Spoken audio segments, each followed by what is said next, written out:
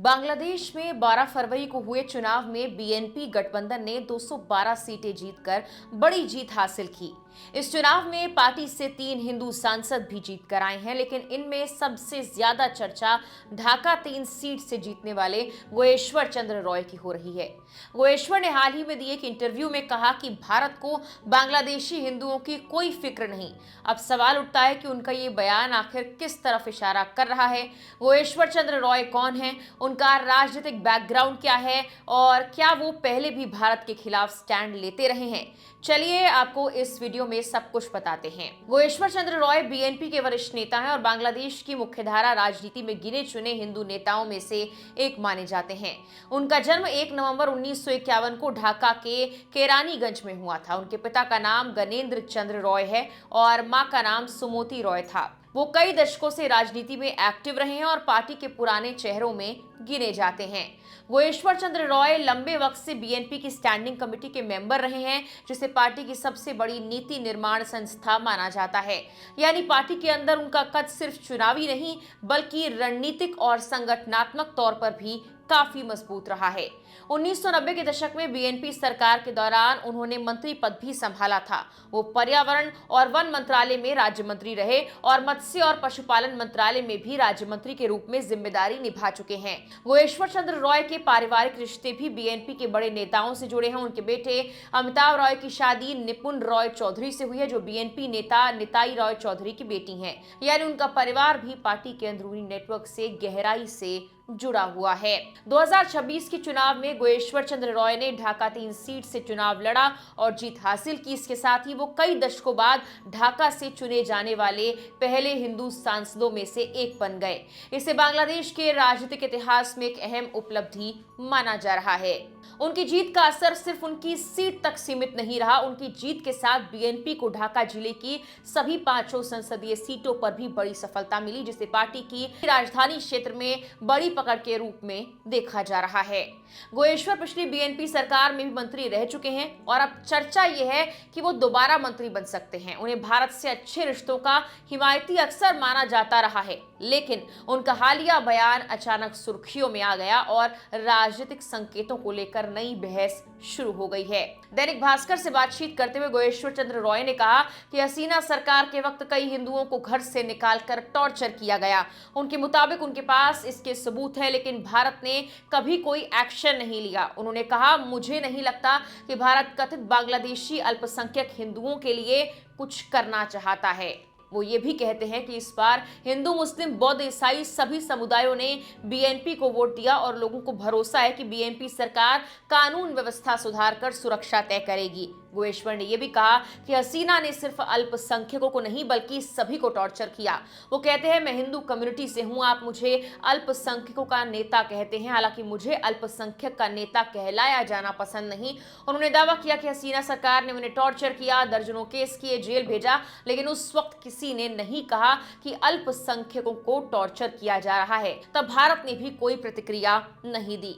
गोएश्वर ने आरोप लगाया कि अगर आवामी लीग के किसी हिंदू लीडर पर सियासी वजहों से हमला होता है तो तब लोग माइनॉरिटी का मुद्दा उठाने लगते हैं। उन्होंने 23 मार्च 1973 की एक घटना का जिक्र करते हुए कहा, शेख मुजीब ने रोमना काली के ऐतिहासिक मंदिर पर हमला किया था, लेकिन तब भारत ने कोई सवाल नहीं किया। उन्होंने दावा किया कि 2001 में प्रधानमंत्री रही खालिदा जिया के नेतृत्व में उन्होंने उस मंदिर का पुनर्निर्माण करवाया था और कहा कि लोग जाकर मंदिर देख सकते हैं।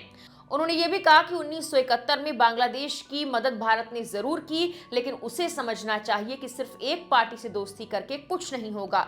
दोस्ती देशों, लोगों और सरकारों के बीच होनी चाहिए। उन्होंने कहा कि हमारी भाषा, संस्कृति और सोच विचार काफी हद तक एक जैसे हैं, लेकिन भारत को लगता था कि बांग्लादेश में सिर्फ हसीना ही सरकार है।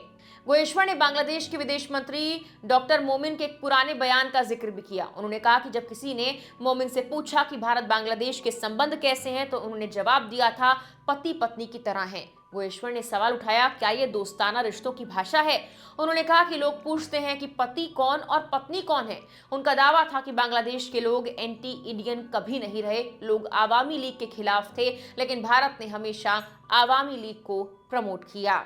गोएश्वर चंद्र रॉय ने यह भी कहा कि भारत को यह स्वीकारना होगा उसने जो किया वो गलत था। उन्होंने आरोप लगाया कि भारत के उच्चायोग ने उन्हें कभी नहीं बुलाया, लेकिन 5 अगस्त के बाद अचानक संबंध बनाने की कोशिश तेज हो गई। उन्होंने कहा, क्या हमें नहीं पता कि ऐसा क्यों किया?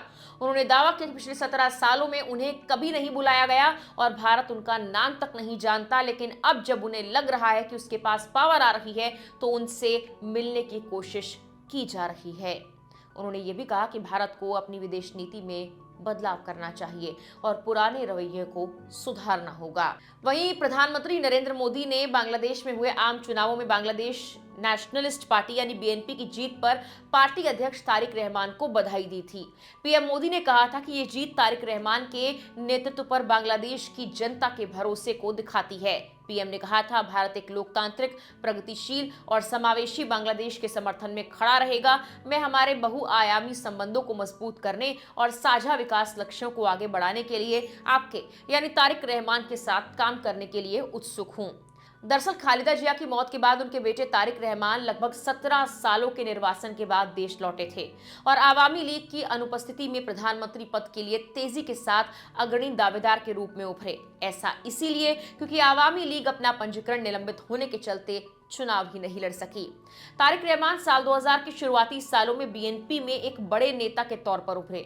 उन्हें अक्सर उनकी मां खालिदा जिया का राजनीतिक उत्तराधिकारी माना जाता रहा है। तारिक रहमान साल 2008 से अपने परिवार के साथ विदेश में थे। उन्होंने करीब 18 महीने जेल में बिताए और 3 सितंबर 2008 को रिहा हुए। इसके बाद वो यूके चले गए और तब से निर्वासन में रहे। शेख हसीना सरकार के दौरान उन्हें कई मामलों में दोषी ठहराया गया था, लेकिन बीएनपी का कहना था कि ये मामले राजनीतिक बदले की भावना से लगाए गए थे क्योंकि उस वक्त बीएनपी विपक्ष में थी। यूके से ही तारिक रहमान लगातार पार्टी की गतिविधियों पर नजर रखते रहे और बीएनपी की राजनीति में उनकी भूमिका केंद्र में बनी रही। गौर करने वाली बात यह कि 1971 में बांग्लादेश बनने के बाद से भारत के साथ संबंधों में उतार चढ़ाव आते रहे, लेकिन शेख हसीना और उनकी पार्टी आवामी लीग को हमेशा भारत का करीबी माना जाता है। वहीं बीएनपी की बात की जाए तो उसका झुकाव पाकिस्तान की ओर रहा है। साथ ही बीएनपी की विचारधारा को इस्लामी झुकाव वाली भी माना जाता है। बीएनपी का एक मशहूर नारा है, फ्रेंड येस मास्टर नो। इसका अर्थ है पड़ोसी देश भारत से बांग्लादेश की दोस्ती रहेगी लेकिन वो मालिक नहीं होगा। बीएनपी भारत, पाकिस्तान और चीन के साथ संतुलित विदेश नीति की राह पर आगे बढ़ना चाहता है। कुछ रिपोर्ट्स ऐसा कहती हैं। बांग्लादेश और बीएनपी को लेकर भारत के मन में फिलहाल कई बड़ी चिंताएं हैं, जिनमें सीमा सुरक्षा, हिंदू अल्पसंख्यकों की सुरक्षा और आतंकवाद जैसे मुद्दे हैं। दरअसल बीएनपी की पिछली सरकारों पर कई बार ये आरोप लग चुके हैं कि उन्होंने भारत विरोधी तत्वों को शरण दी है। बता दें कि ये चुनाव बांग्लादेश में नई सरकार चुनने के लिए कराए गए थे। ये सरकार मोहम्मद यूनुस के नेतृत्व वाली अंतरिम सरकार की जगह लेगी, जो अगस्त 2024 में आवामी लीग सरकार गिरने के बाद करीब 18 महीने पहले सत्ता में आई थी। फिलहाल के लिए इस वीडियो में इतना ही।